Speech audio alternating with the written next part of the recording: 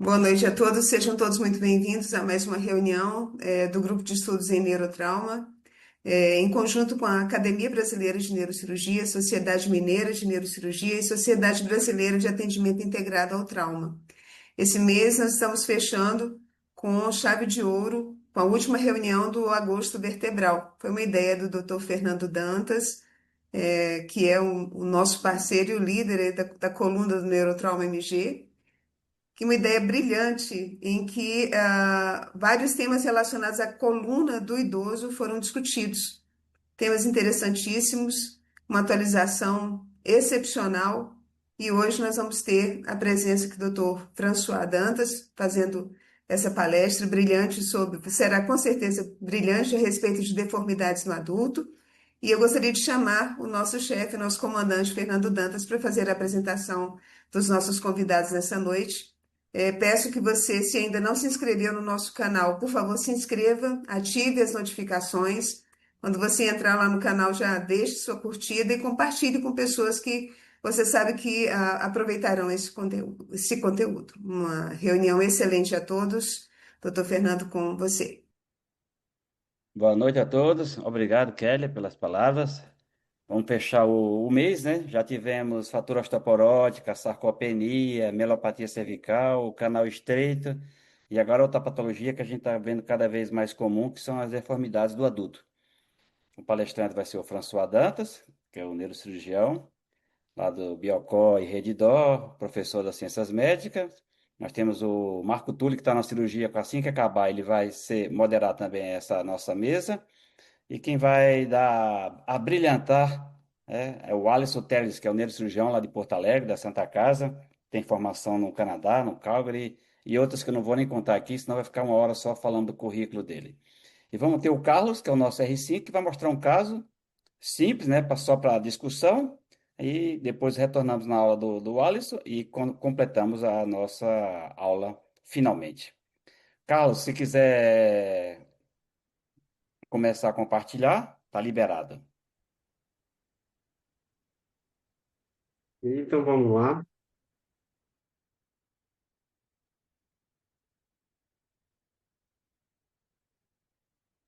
compartilhamento de tela.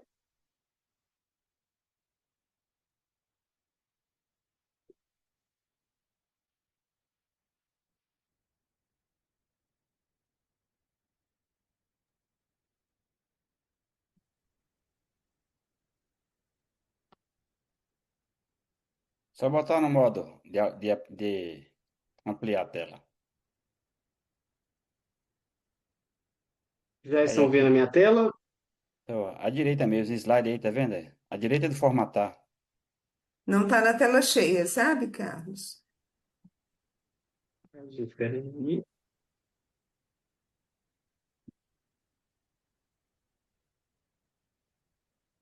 Isso, slide, isso. Ali à direita, Carlos. À Apresentação direita. de slides ali. Lá na direita. Geralmente aqui apresentar slides. Boa. Todo Obrigado, mundo Carlos. conseguindo ver? Tudo Já. Sim. certinho. Ótimo, então vamos lá. Meu nome é Carlos Figueiredo, né? Sou R5 de Neurocirurgia do Hospital Biocor Redidor. E para falar do nosso tema de hoje, que é a deformidade do adulto, eu vou começar com um caso clínico do nosso serviço. Então, esse caso clínico é uma paciente de 66 anos, ela é do sexo feminino, hipertensa diabética, e ela já veio para a gente com um histórico, né, de uma artrodese tóraco-lombar T2-L2 em outro serviço no ano de 2021. Essa paciente acabou evoluindo, né, antes de chegar no nosso serviço com o quadro de uma fratura de L2 e teve um deslocamento dos parafusos mais distais, essa artrodese realizada previamente. Então, aqui a gente tem uma imagem da paciente, né? Uma imagem anterior ao procedimento realizado. E aqui a gente tem os parâmetros pélvicos dela naquele momento. Então, ela tinha uma lordose lombar de 72 graus e uma lordose torácica de 62. Então, ela foi submetida, nesse contexto, a uma artrodese em outro serviço, uma artrodese T2-L2, e teve essa imagem pós-operatório da primeira lordose, da primeira artrodese. Ela evoluiu aí, né, com o quadro de uma fratura do corpo de L2 e teve também deslocamento aí dos parafusos mais distais. Por causa, né, dessa evolução que ela teve, principalmente na parte distal da instrumentação dela, ela acabou sendo submetida a uma revisão dessa cirurgia, uma extensão da montagem que até então era até L5 e até L2 e progrediram a montagem até L5. Isso tudo aconteceu em um outro serviço. Então, mais da linha do tempo, o que que ela evoluiu depois dessa extensão da montagem? Ela progrediu com uma dor lombar refratária, então uma dor axial importante, refratária, e por causa do quadro de uma dor incontrolável, foi submetida também ao implante de bomba de morfina. Então, essa paciente foi submetida a sucessivas abordagens, né, até o quadro de implante de bomba de morfina, associado aí a uma deformidade sagital grave. Aqui a gente tem algumas imagens depois dessas duas artrodeses, né? Então, primeiro uma artrodese toracolombar e depois uma extensão dessa artrodese. Nós temos essa imagem aí tanto no plano sagital quanto no coronal. E essa paciente tinha algumas alterações importantes, né, do balanço sagital depois desses procedimentos. Então, ela tinha aí um ângulo L5, S1 de 16, L4, S1 de 19, L1, S1 de apenas 22, configurando assim uma perda importante da lordose lombar, que a gente sabe que deveria ser um quadro mais próximo do fisiológico. Então, ela tem aí uma cifose torácica relativamente ok, mas a lordose lombar dela foi completamente, assim, ela acabou perdendo, né, com esses procedimentos realizados. Então, ela chegou no nosso serviço nesse contexto, né, queixando muita dor, é uma paciente aí com uma deformidade clara de coluna total, né, principalmente por causa das alterações graves do plano sagital e do balanço sagital dessa paciente. Então, como compensação desse quadro, ela tinha aí uma postura de um tronco mais fletido e uma flexão dos joelhos também e uma retropulsão pélvica. Isso tudo dificultava muito a deambulação, tirava muita qualidade de vida dela e mesmo aí com o implante de bomba de morfina, ela chegou com queixa de muita dor, dificuldade de deambulação e perda da qualidade de vida. Aí, nesse momento, a paciente chegou no nosso serviço e aí nós conduzimos o caso que vai ser a nossa discussão a partir de agora. Então, bom, diante disso, né, nós temos uma paciente aí, uma idosa frágil, até em relação a alguns scores de fragilidade do idoso, ela pontua aí como caráter intermediário, principalmente pela comorbidade, pela dificuldade de deambulação e pela perda de qualidade de vida, e com um quadro assim de alteração do balanço sagital importante, e a gente até questiona se não iatrogênico, né, porque foi uma paciente que não foi evoluindo naturalmente com uma deformidade, mas sim uma deformidade associada a inúmeros procedimentos, né? E diante de um caso desse complexo, uma paciente já com uma artrodese extensa e causando uma deformidade, a gente traz para a discussão aqui o que poderia ser feito, né, nesse quadro. Trouxemos até aqui algumas possibilidades, né, que poderiam ser feitas para correção dessa deformidade. Então, tentar aí um ALIF, L5S1, ou então L4, L5, L5S1, osteotomias posteriores, o que que a gente poderia fazer no intuito de melhorar a qualidade de vida desse paciente. Então, agora a gente vai assistir uma aula e vamos discutir mais a respeito do caso, e aí depois ver o que que foi feito e, enfim, e ver as possibilidades mesmo e discutir a sequência e a evolução. Obrigado, Carlos. Então, você viu, Alisson, um caso tranquilo, né? Uma Aham. senhora frágil, relativamente jovem, né? Uhum.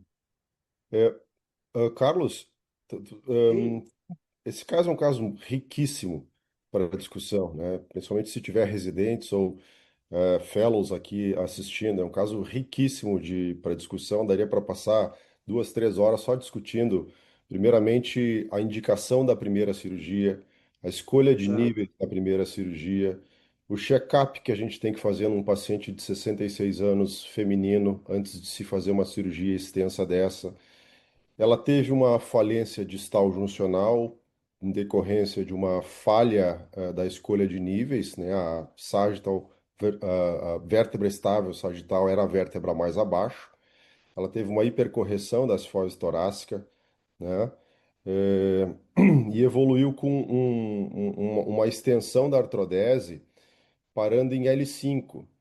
Sempre quando a gente para em L5, numa paciente idosa que já falhou em fratura, o risco é muito alto, porque o mesmo mecanismo que ela tem de falhar em L2, a fratura, ela tem em L5. Então a fundação, sempre que a gente vai construir um prédio, a fundação tem que ser sólida, né? Então a fundação parar em L5 nessas correções grandes é um perigo, porque o pedículo de L5 ele não tem tanta, vamos dizer assim, sustentação para sustentar toda a carga. Então ela já está falhando distal ali também e tem essa deformidade, né? A minha ideia para tratar essa paciente, então, seria. Posso comentar, professor Dantas? Tá liberado. Alisson, fica à vontade que tem estudante, tem residente, tem R10, R30, tem todo mundo aqui. Pode ficar à vontade e realmente falar o que deve ser feito, o beabá mesmo, que a gente tem esse caso realmente ele escolheu, porque ele é muito rico para informação, igual você falou. É. Então, assim, quando tem uma paciente idosa com uma deformidade grave, com uma incapacidade significativa, a primeira pergunta que a gente faz é: vale a pena operar esse paciente ou não? Né? São pacientes que têm risco, inclusive, de morrer depois da cirurgia, né? São cirurgias extensas em pacientes frágeis, cirurgias de extensa duração, e por menos invasivo que a gente tente ser, não existe para esse caso cirurgia minimamente invasiva. Ou se faz a correção que é necessária, ou não se faz nada do ponto de vista de cirurgia de coluna aqui, né? Para avaliar um paciente assim, primeiro a gente tem que estudar a qualidade sistêmica do paciente para ser submetido a uma cirurgia. E aí a gente começa fazendo uma avaliação com o geriatra, o clínico, e também uma investigação do metabolismo ósseo dessa paciente, né? Então, existe uma oportunidade de otimizar o metabolismo ósseo dessa paciente se ela tiver uma osteopenia ou osteoporose, com tratamento por pelo menos 3 meses antes de uma eventual cirurgia. Dá para ela esperar 3 meses? Dá. Para quem já esperou desde 2022, dá para esperar mais 3 meses, né? Então, esse é o primeiro ponto, para prevenir complicações pós-operatórias, né? Em relação à estratégia de cirurgia, quais são os objetivos aqui? O objetivo é, primeiro, realinhar o caso, realinhar a paciente, né? Trazer ela para a linha de prumo ideal dela, né? Com menos invasão possível, deixando a paciente com menos risco de complicações pós-operatórias. Existem várias estratégias citadas ali, né? Ou com abordagens de liberação anterior, distração anterior, osteotomias posteriores e, eventualmente, osteotomias das três colunas. As osteotomias das três colunas, elas são reservadas para quando há fusão na frente e atrás. Quando a fusão existe atrás, a gente pode lançar mão das abordagens anteriores, com reconstrução anterior e pequenas osteotomias da coluna posterior com fechamento. São técnicas com reconstruções mais harmônicas, né? Como nesse caso, com certeza daria para fazer. Primeiro aspecto é avaliar uma tomografia com cortes finos para ver fusão posterior. Se não há fusão posterior, aí a abordagem anterior pode ser feita sem uma abordagem posterior prévia para a liberação posterior. Se há fusão e a gente quer ganhar o máximo que a abordagem anterior nos dá, a gente vai por trás, libera por trás, faz uma osteotomia em ponte, né, por trás, libera, vai anterior, distrai anterior com queijos lordóticos e faz posterior. Seguramente essa paciente precisa de uma revisão de T2 a pelve, e aí o tratamento vai envolver, vamos dizer assim, o planejamento vai envolver a tomografia para ver se existe fusão. Se existe fusão, faria posterior, anterior e posterior. Se não existe fusão, dá para fazer só anterior e posterior depois, né? É assim que eu faria. Acho que a Legal. questão das osteotomias das três colunas, nesse caso, eu acho que eu não acho necessário para reconstruir essa paciente. E ela claramente teve uma falência distal. Falência distal é falha de fixação distal. Então, para esses pacientes com deformidades graves, utilização de quatro parafusos ilíacos é a minha conduta nesses pacientes aí. Legal. Dois parafusos não adianta. Vamos para a sua aula agora? Falar Hum, o que deve ser feito e o que não deve ser feito. Vamos lá, Pode, só um mas pode detalhe. compartilhar a sua aula, François? É só um detalhe desse caso é que ela tinha uma fusão bem sólida até L4, e L4, L5 ela tinha uma pseudartrose, com osteólise e tal, e pseudartrose só em L4 L5, o resto era só osso mesmo lá atrás. E depois a gente volta no caso que o que foi feito, né? Bom, então vamos lá. Obrigado mais uma vez pelo convite. Boa noite a todos. Quem sou eu para falar de deformidade perto do Alisson aí, mas a ideia é falar um pouquinho dos princípios, alguma ideia geral sobre alinhamento sagital, alinhamento coronal, o que que é o ideal, se é que existe um normal. Aí falar um pouquinho das abordagens anterior, posterior, dá para fazer tudo por trás, tem que fazer anterior, posterior, como é que são as estratégias aí possíveis para esses casos. Uma breve introdução, então, a deformidade do adulto é altamente comum, caracterizada aí por escoliose e ou desalinhamento no plano sagital. Vai levar aí a várias condições, dor lombar, dor radicular, déficit neurológico, incapacidade grave em alguns pacientes, e esses pacientes vão desenvolver mecanismos compensatórios para manter essa postura em pé. Então, como o Carlos mostrou, essa paciente, ela fletiu o joelho, ela tinha uma retroversão pélvica, ela jogava o tronco lá para frente, isso tudo para manter uma postura ereta, e isso aí causa muita dor lombar, pode gerar uma dor crônica e tudo mais. Atingir correções adequadas no plano sagital é extremamente importante para melhorar os desfechos clínicos e diminuir as taxas de complicação. Nós vamos mostrar um pouquinho mais para frente. Como tem residentes, a gente tem que falar um pouquinho de alinhamento espinhal, se é que isso existe, se existe um normal ou não. Isso tem sido discutido há muitos anos, né, e ganhou mais relevância aí nos últimos 5, 10 anos. Existem vários parâmetros, então, ângulos que a gente mede na coluna e ângulos relacionados entre a coluna e a pelve. Talvez um dos mais importantes aí seja esse parâmetro que é a incidência pélvica, que basicamente é um valor fixo depois que a gente desenvolve aí a maturidade esquelética. Tem alguns autores já questionando isso, mas eu acho que isso ainda é uma verdade. Então, depois que a gente atinge a maturidade esquelética, esse parâmetro não muda mais. Então, a incidência pélvica é esse ângulo aqui, de um ponto no meio da cabeça do fêmur até aqui o meio do platô de S1 e um ângulo aí, uma linha perpendicular ao platô de S1. Esse aqui é a incidência pélvica, que é um valor fixo. A incidência pélvica ela é igual à soma do tilt pélvico, que é um ângulo aqui do meio do platô de S1 até a cabeça do fêmur e uma linha vertical, e o slope sacral, que é a inclinação do sacro, que é um ângulo aqui dessa linha do platô superior de S1 e uma linha horizontal. Então, a incidência pélvica é igual à soma do tilt pélvico com o slope sacral. Então, um tilt pélvico maior indica um slope sacral menor e vice-versa, porque o valor da incidência pélvica não vai mudar. A gente tem curvas aí que normalmente a gente tem uma lordose lombar, né, num paciente normal, uma cifose torácica e esse ponto de inflexão, que é o ponto em que a curva passa de lordose para cifose. Existe uma lordose lombar mais baixa, que é aquela lordose entre L4 e S1, que ela é extremamente importante, uma mais alta, que é a de L1 a S1, depois a gente vai ver como é que esses valores, esses ângulos são medidos. E um ápice aqui da cifose torácica, que normalmente está mais ou menos no nível de T7, T8.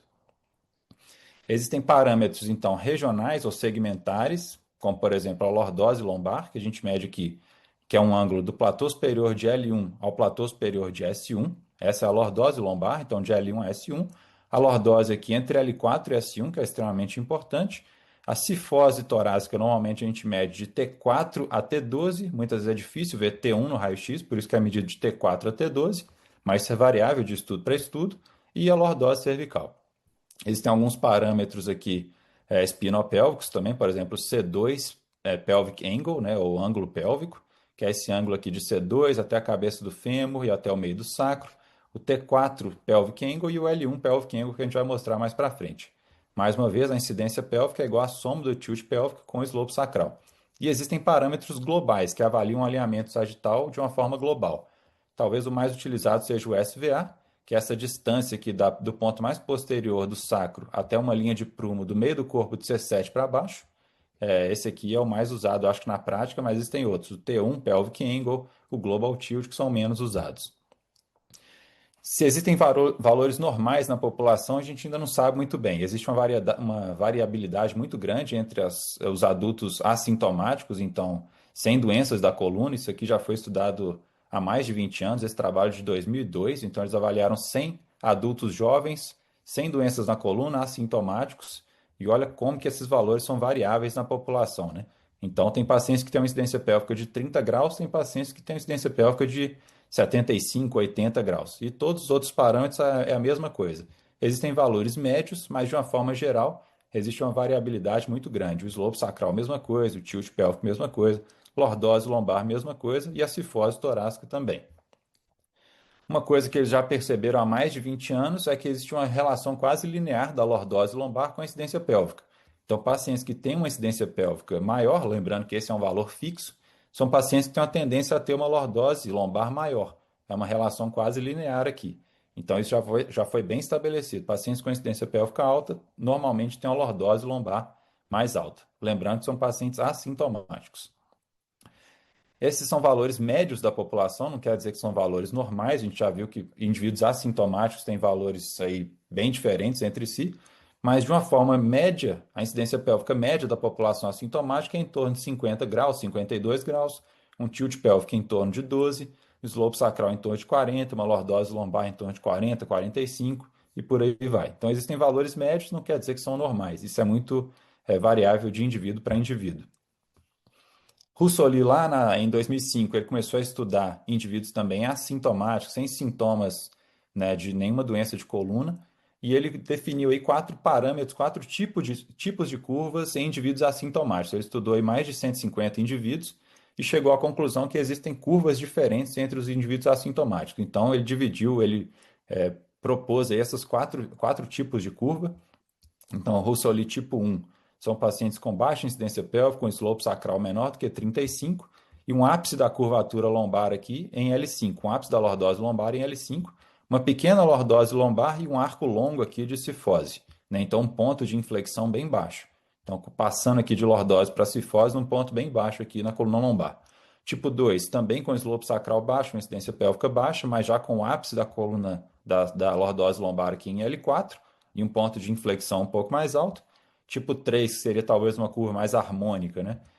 Pacientes com slope sacral entre 35 e 45, e já mais ou menos 50% aqui de lordose lombar e 50% de cifose torácica, com ponto de inflexão um pouco mais alto, também com o ápice aqui da lordose em L4.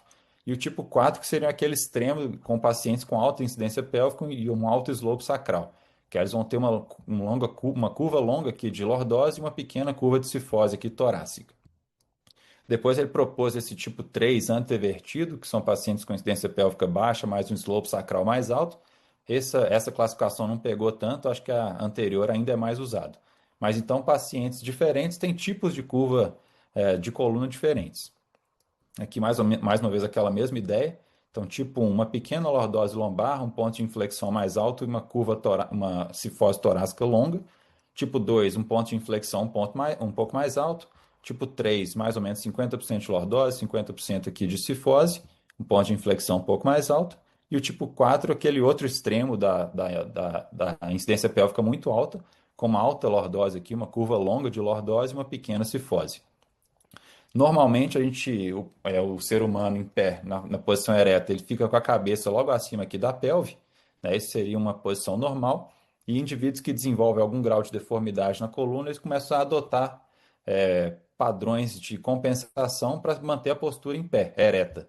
Então, por exemplo, indivíduos com incidência pélvica mais alta, eles conseguem retroverter a pelve para manter uma postura ereta, e quando alguns mecanismos de compensação falham, aí os indivíduos começam a fletir o tronco para frente, retroverter a pelve e dobrar os joelhos. Então, fletir os joelhos para tentar manter uma posição ereta, que é o caso daquela paciente que o Carlos mostrou. Lá na década de 80, esses autores estudaram também 100 indivíduos, mais uma vez, assintomáticos, então sem nenhum sintoma, né, de dor lombar, nenhum sintoma radicular. pacientes assintomáticos, eles estabeleceram essa ideia de valores segmentares de lordose e cifose. Então, ao invés de olhar a curvatura como um todo, parâmetros globais, eles olharam valores segmentares de lordose e cifose. Eles chegaram nesses valores. Então, os positivos aqui seriam valores médios de cifose e os negativos, valores médios de lordose. Acho que eles colocaram valores talvez um pouco altos aqui em L4, L5, L5, S1, mas eles já começaram a chamar atenção para a ideia de valores segmentares, né? Que isso vai ser muito importante também, nós vamos mostrar um pouco sobre isso. Esse trabalho é bem interessante, mais uma vez, em indivíduos assintomáticos, então tudo isso que eu estou falando de valores normais ou médios são estudos em indivíduos assintomáticos. A gente não sabe muito bem valores normais da população idosa, porque isso é muito variável, né? Mas então, mais uma vez, 119 indivíduos assintomáticos, uma média aí de 51 anos, o que que eles perceberam? Que basicamente a lordose entre L4 e S1, então aquela lordose lombar mais baixa, aquele arco inferior da lordose lombar, ele era mais ou menos constante em torno de 35 graus. O que mudava de indivíduo para indivíduo, então indivíduos que tinham incidência pélvica menor e tinham uma lordose lombar menor, era aquela curvatura lombar mais alta, entre L1 e L4. Então, esses indivíduos com incidência pélvica menor tinham menos lordose aqui entre L1 e L4, os que tinham incidência pélvica maior tinham mais lordose entre L1 e L4. E entre L4 e S1, mais ou menos 35 graus para todo mundo. E a partir desse estudo aí, muitos cirurgiões começaram a adotar esse valor de 35 graus entre L4 e S1 como o valor ideal a ser atingido nas artrodeses. Acho que isso é um pouco questionável, a gente ainda precisa de mais estudos sobre isso, mas muitos cirurgiões começaram a adotar aí 35 graus como um objetivo entre L4 e S1. E aqui, mais uma vez, aquela ideia de lordose segmentar.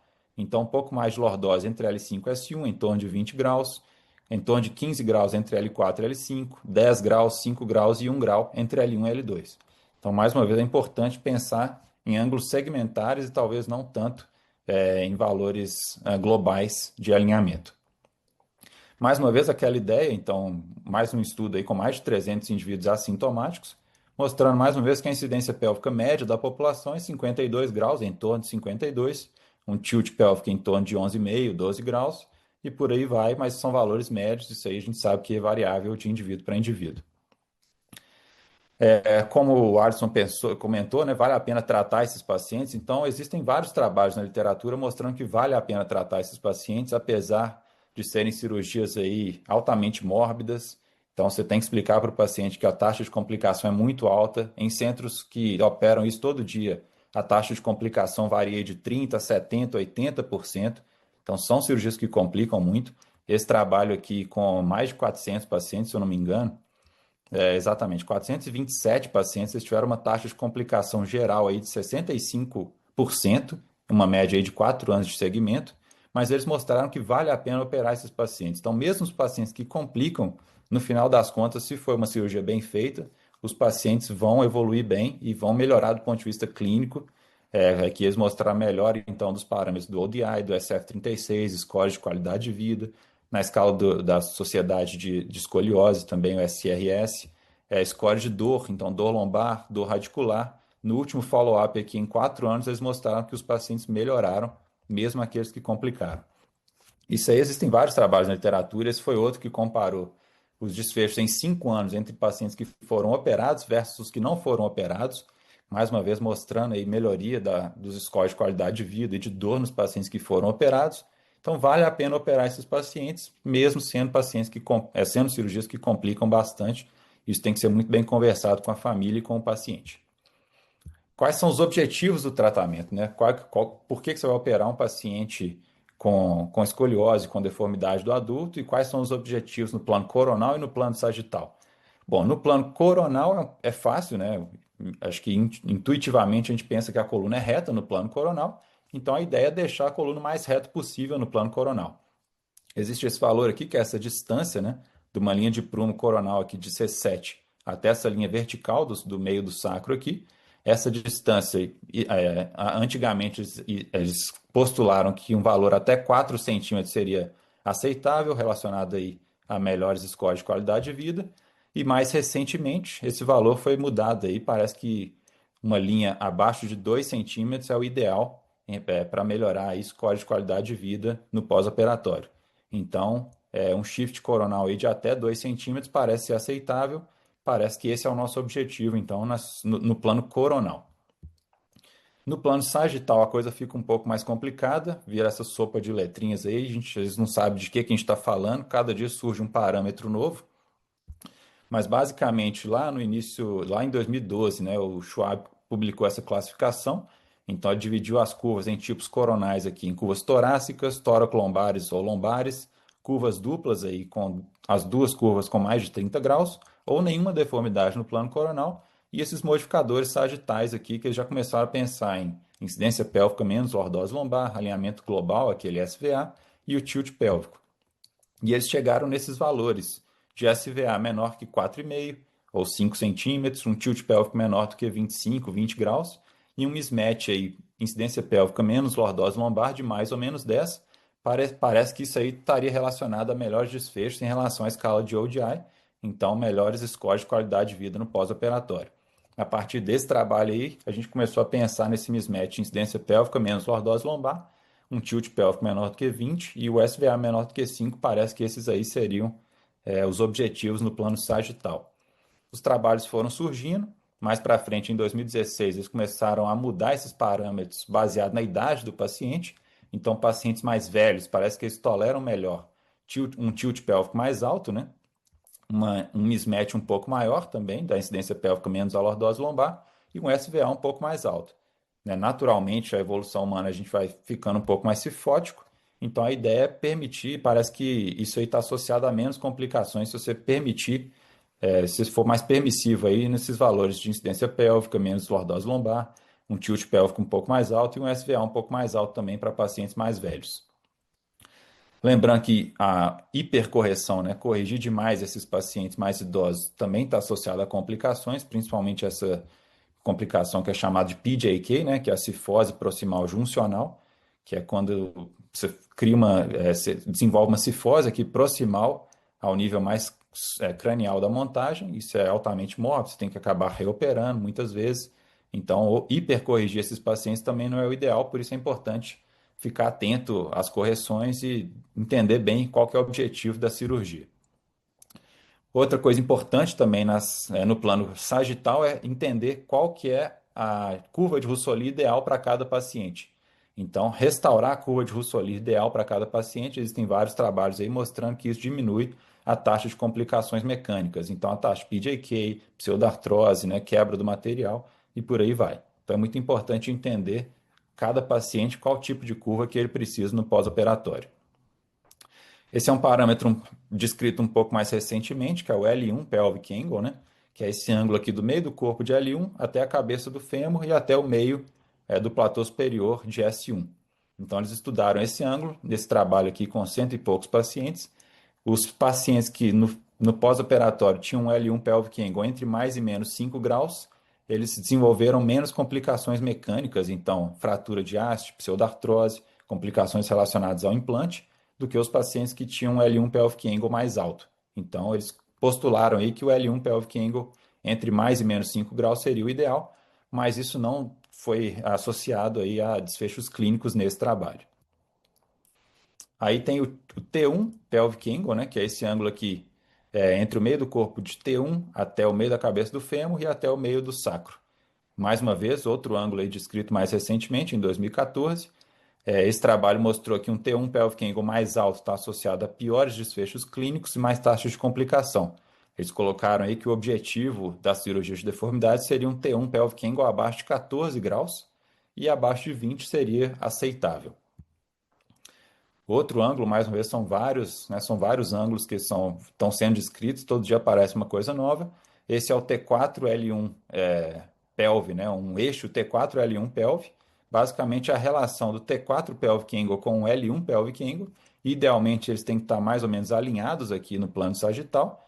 E a relação entre os dois é quase que linear aqui também. Não é ideal você ter um T4 pelvic angle mais alto do que um L1 pelvic angle, eles têm que estar mais ou menos alinhados. Existe esse gap score, que é um score que pega mais ou menos tudo isso, ele junta vários parâmetros aí e pontua os pacientes. Esse score vai de aí, proporcionado a altamente desproporcionado. Então, pacientes mais desproporcionados, com gap score mais alto, eles tiveram mais taxa de complicação mecânica no pós-operatório. Então, PJK, quebra de haste, pseudartrose, por aí vai. Então, um gap score ideal seria aí entre 0 e 2, e aí olhando vários parâmetros nesse estudo. Então, de uma forma geral, parece que os objetivos do alinhamento nosso aí no plano sagital são esses.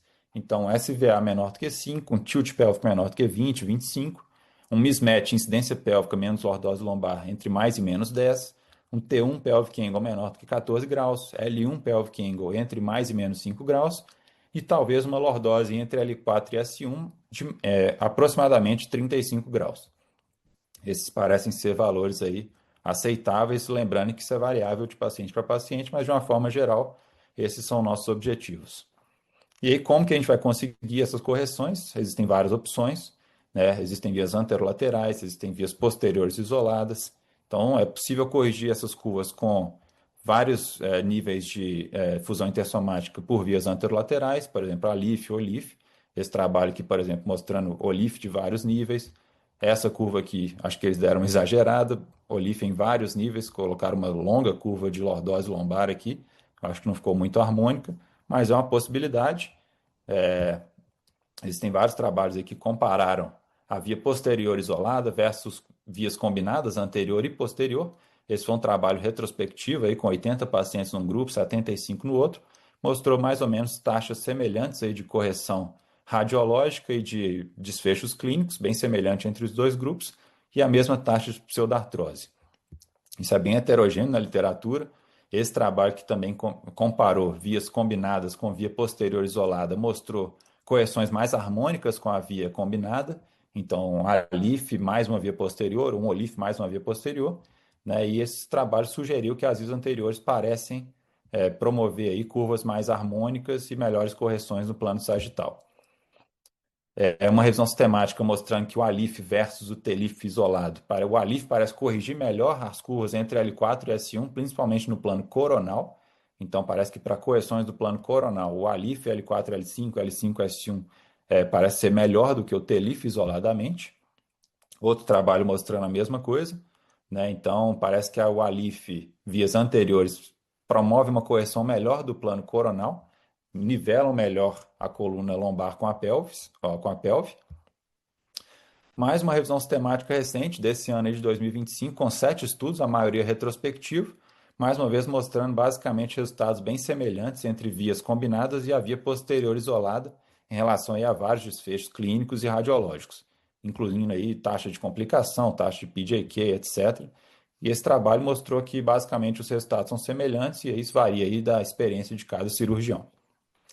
Um colega nosso recentemente publicou aí complicações graves associadas às vias anteriores, então isso também depende muito da experiência do cirurgião, do serviço e tudo. Então o ALIF tem sua indicação, é uma arma que a gente tem para tratar principalmente curvas aí entre L4 e L5, a gente tem que corrigir mais, e paciente com altos valores de incidência pélvica, eu acho que aí sim as vias anteriores e anterolaterais têm uma importância grande. Para corrigir essas curvas com a via posterior, muitas vezes você vai precisar fazer osteotomias. Então, essa é a classificação de Schwab das osteotomias. A tipo 1, basicamente, é a ressecção da faceta articular inferior da vértebra superior. Ela não te permite muita correção nem no plano coronal, nem no sagital. A tipo 2, que é a de Ponte ou Smith-Petersen, né, dependendo de como ela é feita, ela é basicamente a ressecção de parte da faceta superior e da inferior, e ela permite criar uma mobilidade grande aí no plano coronal e no plano sagital. A gente vai mostrar como que é a correção dela. A tipo 3, que é a PSO, é uma osteotomia de subtração pedicular. Então, você vai fazer esse corte aqui triangular na vértebra, tirar esse pedículo, tirar a faceta superior, a inferior, para quando você fechar a osteotomia, você conseguir criar mais lordose. E a tipo 4 é uma osteotomia transdiscal aqui. Então, você faz um corte aqui no corpo e um corte no disco.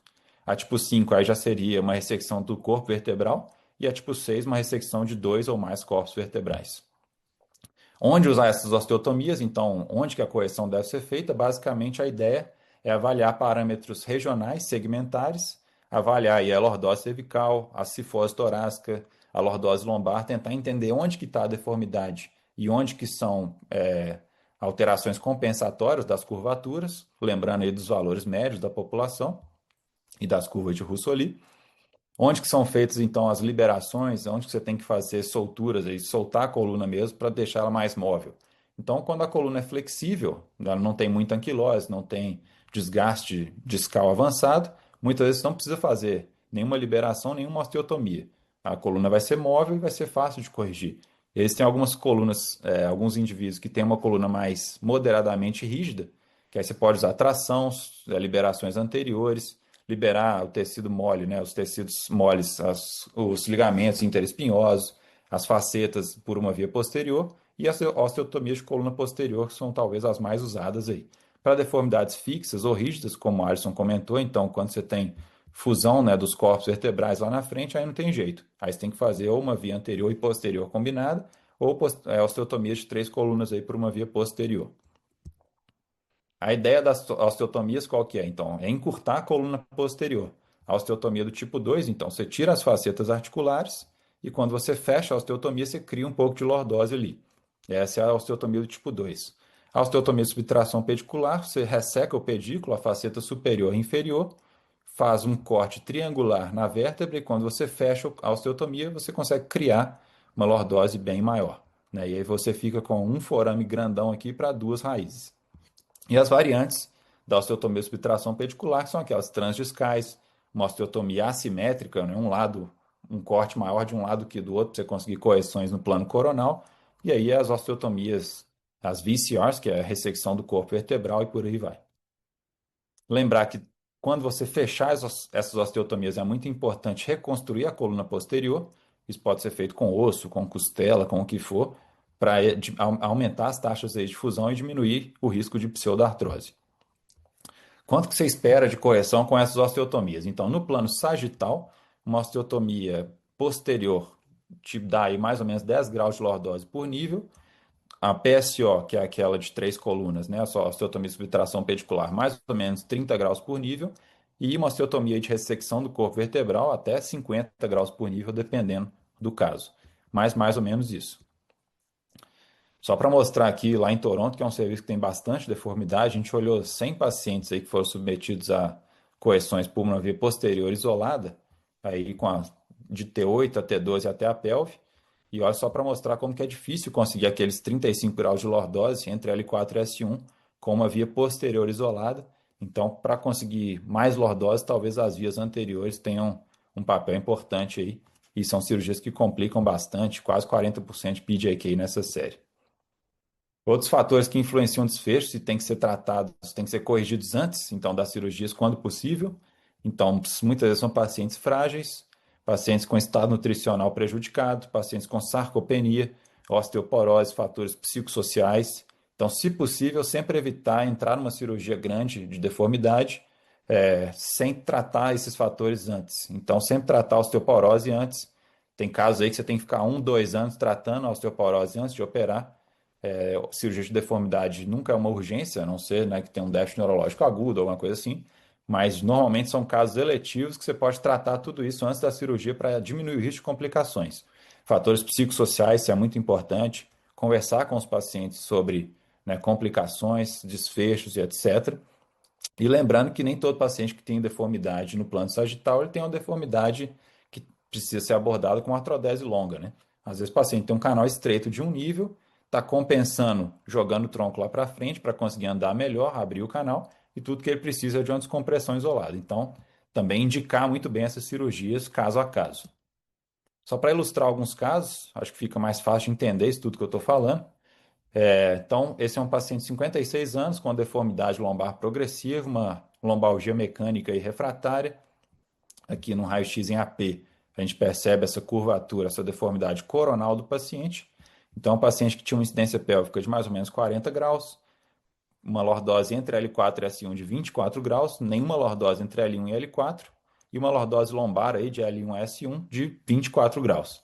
Então, aqui no raio-x em perfil, a gente percebe bem que ele tinha basicamente um pouquinho de lordose aqui entre L4 e S1 e nenhuma lordose, quase que uma cifose aqui na coluna lombar mais alta. Ele foi submetido a uma via posterior isolada, com osteotomias do tipo 2, para permitir uma mobilidade maior no plano coronal.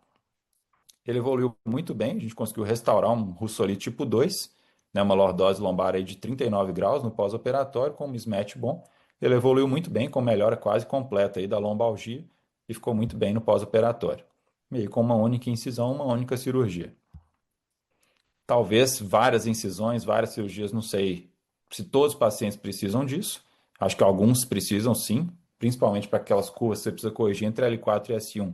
E quando você precisa ganhar muita lordose para pacientes com incidência pélvica alta, muitas vezes é possível corrigir essas curvas com uma via posterior isolada. Essa foi outra paciente, uma paciente de 64 anos, com artrodese prévia L4-S1 em outro serviço, evoluindo também com uma deformidade progressiva. Ela não conseguia assim, sair da cozinha para o quarto dela, ela não conseguia andar em casa, uma lombalgia incapacitante, e ela usava assim, 12 comprimidos de metadona por dia, com essa deformidade no plano coronal, né, uma deformidade grave no plano coronal e também no plano sagital. Então, uma incidência pélvica relativamente baixa, né, de 36 graus, uma lordose entre L4 e S1 de 20 graus e uma cifose entre L1 e L4 de 10 graus, com uma lordose lombar aí, geral de 10 graus. Aqui a tomografia dela, reduzia parcialmente, né, aquela curvatura coronal na tomografia. Foi feita uma via posterior isolada, a paciente não precisava de muita lordose lombar, tinha uma incidência pélvica baixa. A gente achou que tinha conseguido uma correção boa no plano coronal.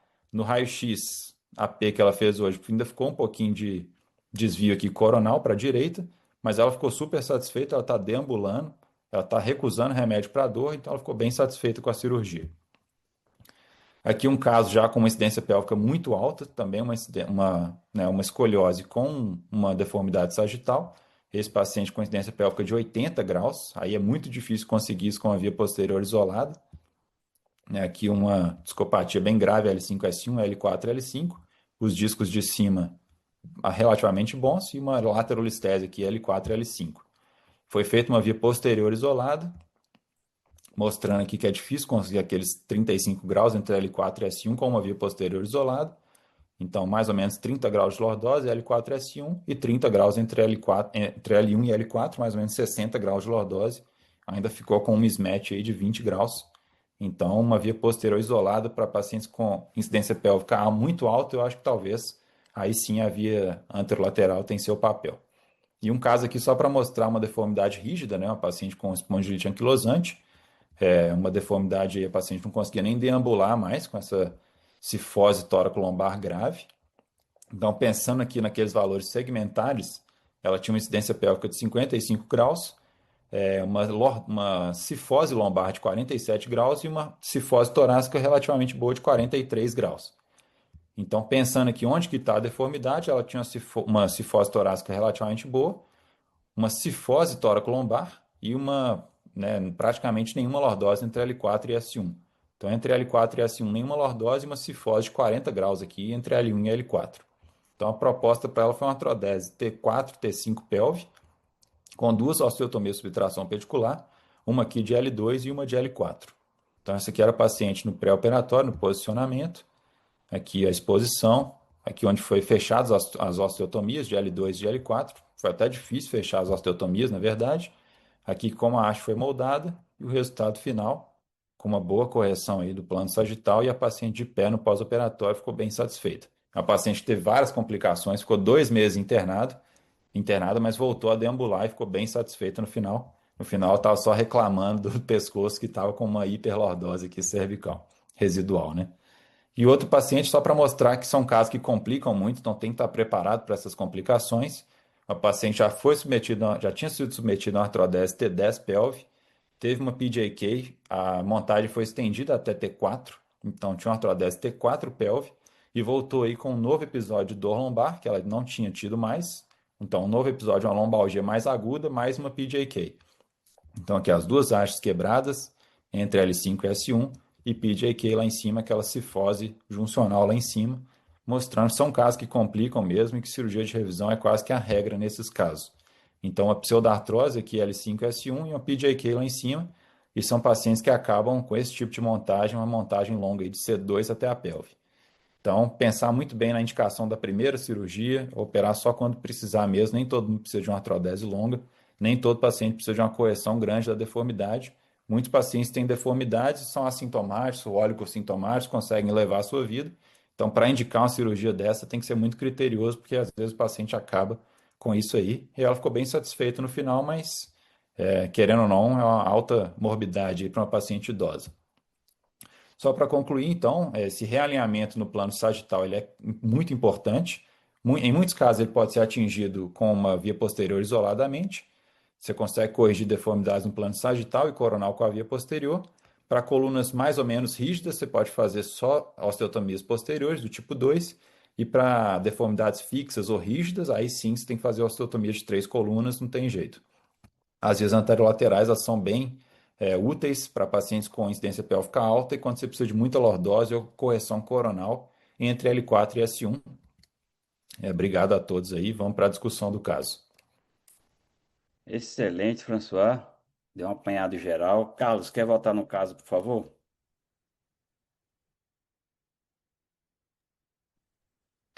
Parabéns, Normalmente, na François. sala, se quiser Excelente colocar aula. ele como moderador.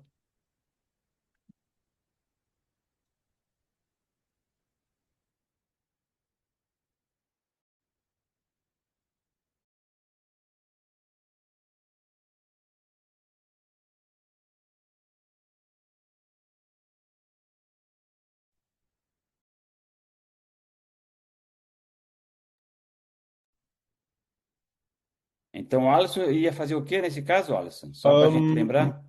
Pois então, essa paciente específica eu ia Tá sem estudar. som, Alisson. Eu estou sem som agora? Estão me Não, ouvindo? estamos te ouvindo. Estão ouvindo? Estamos. Perfeito. Ahn, Essa paciente eu ia estudar a tomografia, né, dela e eu queria ver melhor a bacia. A incidência pélvica dela é quanto aí? E o ângulo Volta o L1 slide um pouco, Carlos. é quanto mesmo? Então a gente tem uma paciente com uma falência distal juncional, um flatback iatrogênico, né? Os meus objetivos dessa cirurgia, dessa nova cirurgia que a gente imagina, que é uma paciente que aceita ser submetida a uma cirurgia extensa, com riscos elevados de complicações perioperatórias, né? Os meus objetivos, então, são manter a cabeça dela em cima da bacia, sem ela precisar fletir o quadril e fletir o joelho e estender o tornozelo para ficar em pé, né? Com isso, ela vai ter uma vida melhor, imaginamos nós, né? Para fazer isso, com certeza eu vou usar esse disco móvel L5S1 para obter uma solid foundation, né, como se diz lá fora, né, uma fundação sólida entre L5 e S1. Então, a abordagem anterior, nesse caso, ela é muito interessante, né? Logicamente, a gente tem que estudar contraindicações, fatores que seriam contraindicações a uma abordagem anterior. Mas uma abordagem anterior com cage com boa lordose, pelo menos de 15 graus de lordose, vai ajudar bastante na obtenção disso aí. Então, se o François já me disse que ela tem uma pseudoartrose 4-5, né, eu usaria essa pseudoartrose também para uma correção, uma distração via anterior no mesmo tempo, né? Se eu iria por trás retirar as hastes e soltar por trás para obter mais lordose quando eu faço a distração anterior, isso é uma questão que eu estudaria com a tomografia. Se ela tem pseudoartrose franca, né, e os parafusos são poliaxiais, quando a gente distrai anterior, a gente consegue eh, modificar a posição da cabeça dos parafusos junto com a haste e consegue obter maior angulação nesse segmento. Bom, fazendo a via anterior, né, nessa paciente, o próximo passo é ver o que que eu preciso fazer de via posterior. Se eu preciso fazer uma osteotomia de 3 colunas, né, ou se eu posso corrigir só com a osteotomia da coluna posterior. Aí eu calcularia, faria algumas simulações no software disponível, tipo o Surgmap, para ver onde é que o L1 iria se colocar, né? Se eu fizesse uma correção com queijo, uma abertura anterior de 15 graus 5,1, de 10 graus 4,5, né? E aí eu faria simulações. Muito provavelmente, quando eu deitasse a paciente de barriga para baixo, a gente faria um raio-x no intraoperatório para avaliar onde é que está esse L1 em relação à bacia e ao sacro, né? Se já tivesse quase bom, eu não faria nenhuma osteotomia de 3 colunas. Se ele tivesse muito ruim ainda, se eu não conseguisse posicionar bem a paciente, aí no transoperatório eu ia definir por fazer uma osteotomia de subtração pedicular e a minha escolha seria L4, não faria em L3, né? Eu sinto que nesse caso, um Alif 45 e 51 ou um Olif 45 na minha prática e um Alif 51 ou Olif 51 na posição lateral, seguida de uma revisão posterior com osteotomia da coluna posterior e uma correção focal utilizando 4 parafusos ilíacos, e eventualmente 3 hastes, né? Ia ser suficiente para adequada correção desse caso. Eu não mexeria na cifose torácica dessa paciente, não. O grande questão dessa paciente, quando a gente vira de barriga para baixo, é estender o quadril o máximo possível. Veja que ela tem uma flexão do quadril, né? A gente precisa estender o quadril o máximo possível. E aí a gente obtém, né? E o foco aqui é jogar o abdômen para baixo, né? É empurrar o ápice lombar baixo lá para frente, né? Tu vai conseguir jogando o sacro para trás com o teu Alif L5 S1. Então, na minha expectativa, essa paciente ia fazer um Alif 4551 e uma revisão posterior com osteotomia de coluna posterior e com testes, né, no transoperatório para ver se eu conseguia atingir o meu alinhamento final. Em relação a, só um comentário aos parâmetros objetivos, né? Então, o Frank Schwab, ele simplesmente o que ele fez foi operar um monte de paciente e ver se ele quando os pacientes atingiam aqueles parâmetros, se eles tinham mais probabilidade ou menor probabilidade de atingir níveis melhores de qualidade de vida. Só que a grande crítica é que, de fato, eles são uma média, né? E aí veio o Russoli e mostrou que pessoas normais que são os pacientes que são os Russoli tipo 3, são os que correspondem a 50 a 60% da população normal, eles estariam ok com as regras do Schwab, né? Mas para pacientes nos extremos 4 e 1, eles são pacientes que não estão ok. Aí depois veio o GAP score, tentando quantificar um pouco dessa questão de lordose lombar inferior, superior, e também, só que também é um parâmetro que vários estudos já mostraram que talvez só obtendo esses parâmetros a gente não consegue reduzir a incidência de complicações perioperatórias, né? Eu acho que o boom agora está justamente nos trabalhos do Jeff Hills, né, nessa avaliação do eixo coluna torácica lombar quadril, né? Que eu acho que esse é o único parâmetro que no transoperatório, fazendo um raio-x, a gente vai conseguir realmente saber onde é que o paciente está, né? Com essa angulação T4L1 pelvic angle, né? Que é o que a gente tem usado no serviço atualmente, né? Boa. Carlos, quer dar continuidade? Você tem uma mesa específica, Alisson? Não, a mesa é uma mesa comum que a gente usa aqui, é uma mesa nacional, não é específica de coluna, não.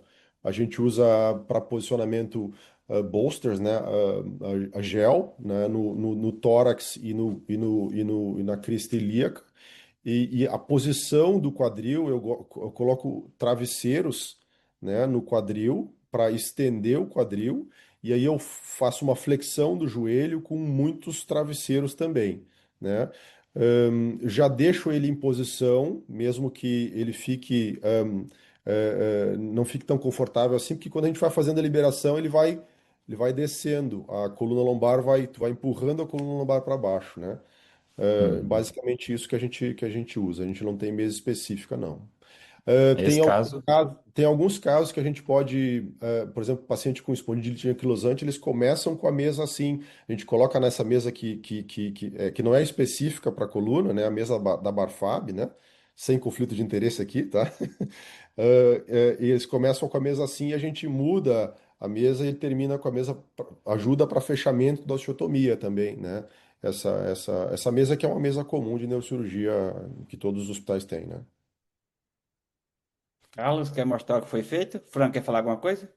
Nesse caso, ainda teve mais um fator que foi o catéter da bomba de morfina que não podia Isso, ser lesado, né? Ainda teve exatamente. essa surpresinha aí. Foi um caso bem emblemático mesmo, né? Então, acho que isso enriquece muito a discussão. Nós vamos ver agora o que que foi feito, mas sobre os objetivos, é mais ou menos o que, na linha que o Alisson falou mesmo. A nossa ideia era ganhar lordose lombar, né? Ficar entre 46 e 66, aumentar o ângulo L4-S1 em torno de 35, levar o ápice da lordose para L4, assim, um tilt pélvico maior que 20, e o ângulo L1 pélvico entre mais ou menos 5, igual o Fran falou. É isso que a literatura traz, né, de ideal para abordagem nesses casos. Aí só lembrando o que, que tinha anteriormente, então o paciente tinha que ganhar lordose lombar, nosso objetivo, diminuir, né, o tilt pélvico, e porque a lordose do paciente estava bastante diminuída depois daqueles consecutivos procedimentos. E como que nós pensamos isso? Assim, tem diferentes formas, né? Assim, isso torna o caso, a discussão mais rica por causa disso, mas nosso planejamento para a obtenção desses objetivos foi uma extensão da montagem até a pelve, então uma abordagem exclusivamente posterior, com uma artrodese intersomática L4, L5, L5, C1, fazendo múltiplas osteotomias da coluna posterior. A dúvida foi principalmente em relação a fazer osteotomias tipo 2 da coluna posterior, que foi o que acabou sendo feito, ou então se poderia ter sido feito aquelas osteotomias de subtração, mas acabamos optando por fazer osteotomias tipo 2, e no final colocando três hastes. Agora nós vamos mostrar aqui um pouco da abordagem, né? Então, feita essa abordagem exclusivamente por via posterior. Lembrando aqui, só um destaque, né? Tem essa questão do catéter, o paciente já tinha aí uma bomba de infusão intratecal, então isso é uma particularidade do procedimento, em preservar esse catéter, né? Que está logo ali junto ao instrumental e junto ao acesso cirúrgico. E com as osteostomias, a gente conseguiu uma mobilidade significativa. Vou mostrar aqui um vídeo. Deixa eu- Que é isso que já após as osteotomias a gente conseguiu uma mobilidade da coluna. Vou passar de novo só para ver que na mão conseguimos mobilidade na coluna e dessa forma foi possível aumentar esse ângulo, né, principalmente da lordose lombar. Esse aí já é as imagens pós-operatórias do paciente, agora dessa última intervenção, com um aumento significativo da lordose lombar. Aqui um ângulo aqui pós-operatório já, então conseguimos aumentar essa lordose. Aqui para a gente comparar como era antes, o paciente tinha perda significativa da lordose, agora aqui como recuperação, com o aumento dessa lordose lombar, ficando mais próximo do fisiológico. E essa aqui também é uma imagem em 3D, né, assim, mostrando aí toda a instrumentação. Essa imagem é bem recente. Esse caso, na verdade, ele é recente, o paciente está até internado ainda, mas a gente considerou satisfatório porque conseguimos chegar próximo aos objetivos propostos inicialmente de correção. Então, só falando um pouquinho sobre o desfecho, é um caso recente, o paciente teve uma pneumonia, está em tratamento, um pequeno AVC isquêmico, mas encontra-se com um quadro estável, ajustando a infusão de morfina para controle álgico, e ainda internado, mas assim, pelo menos as imagens pós-operatórias estão satisfatórias e estamos otimistas que, bom, a gente já comentou, né, que são procedimentos que causam certos, assim, intercorrências, mas a longo prazo os pacientes tendem a ter benefícios, a gente espera que nesse caso também. Fran, Obrigado. quer completar alguma coisa sobre o caso para o Ela Alisson? ela tinha uma fusão bem sólida, então era só osso lá atrás, foi difícil, assim. O acesso já foi difícil por causa do catéter, né? A Uhum. gente não podia lesar, o filho pediu para não lesar o catéter de jeito nenhum, ela estava bem dependente da bomba de morfina, isso aí já foi um desafio. Depois ela tinha uma fusão sólida de L1 até L4, uma pseudartrose só 4,5. Então fizemos várias osteotomias do tipo 2, conseguimos uma mobilidade boa e conseguimos uma lordose lombar final aí de 46, 47 graus, dentro daquele mismatch aí para um pouquinho mais para menos 10, né? Mas talvez eu acho que é o que ela precisava. Então, só com a via posterior a gente conseguiu 35 graus entre L4 e S1, uma coisa que muitas vezes a gente não consegue, mas nesse caso deu certo. A gente colocou cages grandes, lordoses por trás mesmo, e colocamos três hastes, né? Principalmente para diminuir o risco de falha aí e aumentar o risco de fusão entre L4 e S1 também. Mas a paciente que evoluiu aí no pós-operatório com tórax rígido, teve que ser reentubada, fez uma pneumonia, e aí como ela começa aquela confusão, mas hoje ela está bem, tá em recuperação e tomara que ela evolua bem. Acho que é uma paciente de alto risco para PJK lá em cima. Já conversando com a família, todo mundo está ciente disso, mas vamos acompanhar, ver como é que ela vai ficar. Eu acho que o objetivo inicial foi cumprido aí.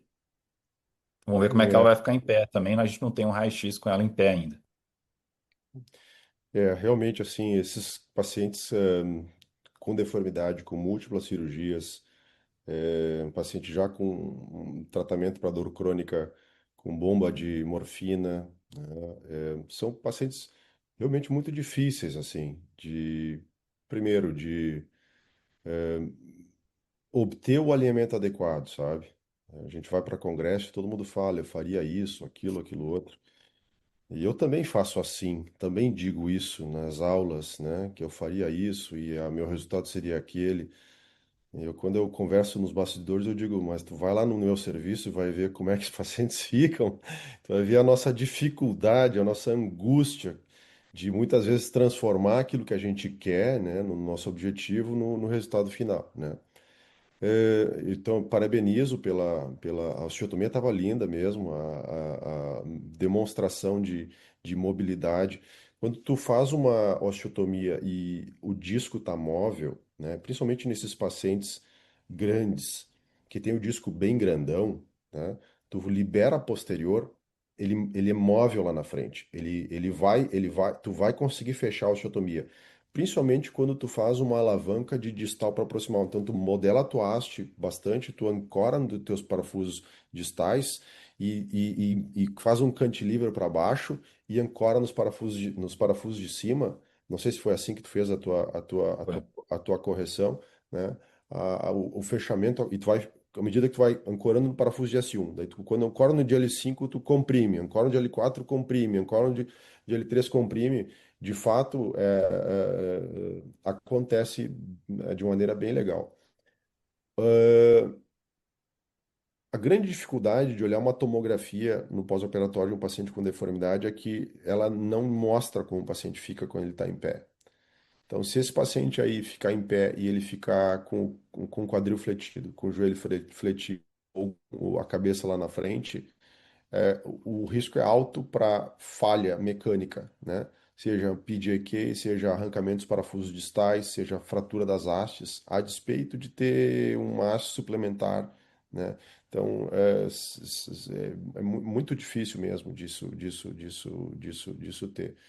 É, o fato de ter feito uma artrodese intersomática é primordial, acho, principalmente para esses níveis distais, né? Eu também fui treinado em fazer TLIF, né? E de fato faço muito TLIF, principalmente quando eu faço cirurgia no paciente do sistema público, que eu não tenho acesso ao ALIF, né? Mas eu me sinto melhor, nesse caso principalmente, em uma abordagem anterior clássica, que eu acho, né? Acho não, acho que tenho dados para mostrar que a correção do PT, né? Da pelvic tilt, ela é mais fácil de ocorrer quando eu realmente faço uma distração por via anterior, né? E fecho via posterior também. Então, acho que a única coisa que eu faria diferente nesse caso em vez de abordar posterior, eu abordaria anterior, porque eu acho que talvez esses 36 graus não sejam suficientes, entende? Porque isso tudo depende muito, eh, de onde L1 vai estar em relação à bacia. Por que que o L1 pelvic angle é melhor do que a lordose lombar? Porque a correlação estatística entre o grau de lordose e a incidência pélvica é muito menor do que a correlação estatística entre o L1 pelvic angle e a incidência pélvica. Isso é muito mais relacionável em indivíduos normais, faz muito mais sentido eu deixar L1 alinhado com a pelve e com o quadril do que o tamanho da lordose lombar. O importante é o L1. E aí a gente vai levar em consideração toda a evolução do conhecimento. Primeiro eram números, incidência pélvica menos lordose lombar. Depois era tipos de Rossoli que ninguém entendia direito. Mas que Rossoli é esse paciente que a gente tá vendo? E de fato a gente não tem certeza que é um Rossoli tipo 3 ou que é um tipo 4. Qual é o Rossoli que esse paciente tem, né? O que importa é que a gente está com um paciente com uma deformidade iatrogênica e é que a gente quer deixar ele em algum lugar. E faz muito sentido para mim onde eu vou deixar esse paciente em relação a onde a L1 vai ficar em relação à bacia, né? Eu acho Uhum. que são considerações também teóricas da minha parte, né? Mas que É muito difícil. é o que eu tenho tentado fazer do ponto de vista prático no transoperatório, né? O que que pode acontecer com essa paciente aí? Ela pode ter falha distal, né? Ela já teve duas. Porque tu vê assim, ó, aquele disco 4-5, né? Ele estava cifótico ali na tomografia porque ela falhou distal. Ele não é um disco cifótico. Ele não era um disco cifótico. Eu te garanto que o cirurgião não deixou esse disco cifótico. Mas os parafusos se arrancaram distal e ela cifotizou para frente. Então ele ficou cifótico assim, mostra que ele é super móvel. Esse disco é super móvel, né? E à medida que tu posiciona bem o paciente, ele vai abrir lá na frente também, né? Então tem várias assim, Nuances. nuances assim, né, É, para esse desfecho aí. Um dos é. aspectos que eu gosto de usar mais do que dois parafusos agora de pelve, porque quando eu uso dois, eu vivi usando dois, eles se afrouxam e eventualmente a gente tem falhas também, né? Já tive tudo isso aí que tu, né, mostrasse, assim, pneumonia, reintubação, AVC isquêmico, óbito, é, de fato, são coisas são cirurgias bem difíceis. A gente não pode basear a indicação da cirurgia, né, de deformidade do adulto no raio-x. Mesmo que o paciente, a gente tem que basear em critérios clínicos, né? Então, o paciente tem que ter um Oswestry Disability Index pelo menos de 40 para a gente dizer assim, vamos embarcar nessa cirurgia, né? Os Estados Unidos, eles sofriam muito porque eles mostravam esses dados ali que tu mostraste de resultados clínicos versus complicações. E eles fizeram um ensaio clínico randomizado, patrocinado pela NIH, né? O Michael Kelly e o Kate Brittles.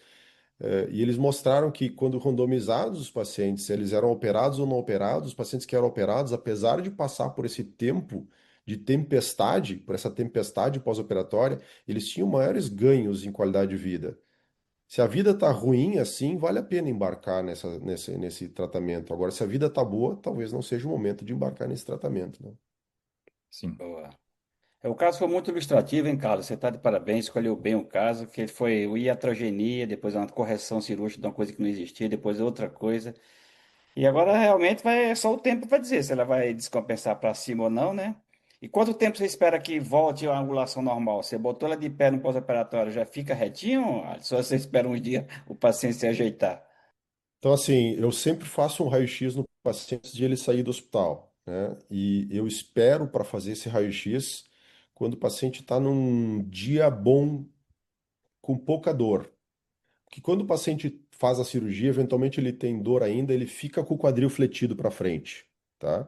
Então eu oriento o paciente, né? Se eu vejo que ele está fletido, que o raio-x, né? Se a gente for pelo. E por que que o T1 pelvic angle ou o C2 pelvic angle é melhor do que o C7 SVA?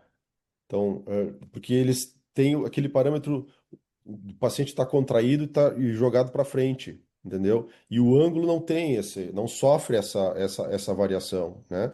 Então eu faço um raio-x antes do paciente ter alta. Tem que ter esse raio-x antes do paciente ter alta, porque senão tu não sabe, quando ele volta daqui a 3 semanas para tirar os pontos, se ele teve PJK antes ou não, né? E muitas vezes o paciente já levanta da cirurgia e quando ele fica em pé, ele já tem PJK, né? A gente tem que lembrar que a maioria dos PJKs, eles acontecem nos primeiros 3 meses, né? Então eu faço o raio-x antes do paciente sair do hospital, num dia que ele esteja bem em relação ao controle álgico. O paciente fez essa cirurgia de correção, se ele ficou em pé, já pergunta: gostou da postura ou não? Bah, doutor, gostei. Se eles gostaram da postura, vai ficar bom. Se não gostaram, é que a gente tem que começar a pensar. E muitos pacientes que a gente faz essa correção, eles se queixam que o abdômen cresce, né? Que eles estão encolhidos para frente, não aparece o abdômen, não aparece a barriga.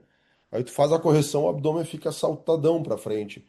E eles começam a se queixar que eles ficaram barrigudos. Os meus aqui do sul se queixam que ficaram barrigudos. Os Kelly, que estão certo, né? eu acho que a aula foi excelente, a discussão muito boa, o caso foi muito didático. Acho que se deixar aqui, a galera vai longe. Acho que é melhor você encerrar por aí, porque senão vai até sábado de manhã. O Ronald tinha aberto a câmera, chefe. Ronald, quer dar uma Pode palavrinha? falar, Ronald. Queria dar os parabéns aí aos dois, né? Excelente aula, excelente discussão, acompanhei desde o começo. Parabéns. Eu aprendi muito hoje.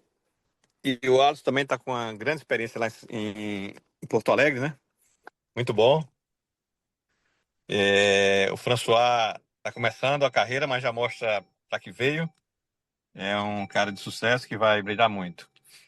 Aproveitar aqui para dar um macete aí para os residentes, para decorar a formulazinha da incidência. Viu, Fernando?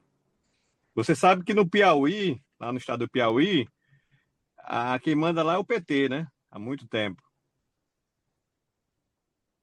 Não é verdade? A formulazinha é a seguinte: no Piauí, o PT sobressai.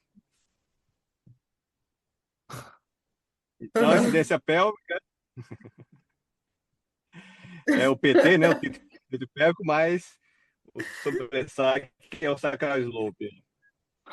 Para os Essa é residentes não boa. esquecerem mais dessa formulazinha. Vou usar essa aí. Só para Tá certo. animar. Obrigado, Ronald. Foi boa. Um abraço a todos. Parabéns. Um Valeu. abraço. Mais uma Belos, vez, belos pode falar, doutora. pessoal. Acho que Valeu, mais uma gente. vez Acho que é isso, né? Obrigado, pessoal. parabenizar o Obrigado. François pela excelente aula e agradecer demais ao Dr. Alisson por sua presença aqui, sempre excelentes colocações. Parabenizar, e agradecer do fundo do nosso coração, o Dr. Fernando Dantas. É, acho que de todas as sugestões brilhantes que você deu, essa aí se destaca e vai marcar. Vamos querer bis aí no ano que vem, né? Para o mesmo mês, e sabemos que podemos contar durante todo o ano com o Dr. Fernando. É uma pessoa que agrega muito, e como o François fala, né, e a gente entende, ele tem sempre uma visão positiva sobre as coisas, e isso que faz as coisas funcionarem na vida do Fernando. Então, é um privilégio poder conviver com você, a gente sempre aprende. E como a gente sempre diz, o Alisson, no grupo, que o fruto não cai longe da árvore, né? Então, o François só tem, está nos surpreendendo, apesar das expectativas ao redor dele serem muito altas, né? Ele continua, ele consegue surpreender mesmo com essas expectativas altas.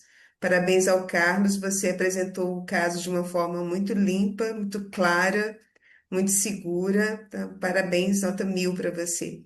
Então, desejamos a todos aí uma excelente semana. Muito obrigada pela participação de todos. E nós falamos isso com muito orgulho, né? Que somos um canal que expressa a excelência da neurocirurgia, não só mineira, mas nacional. Muito obrigada a todos. Que Deus abençoe cada um de vocês. Um grande abraço e até a semana que vem. Tchau, Valeu, tchau, pessoal. galera. Obrigado a Valeu, todos. gente. Obrigada. Um Falou, boa Obrigado, abraço a Alisson. noite. todos. Valeu, gente. Obrigado, Boa pessoal. noite.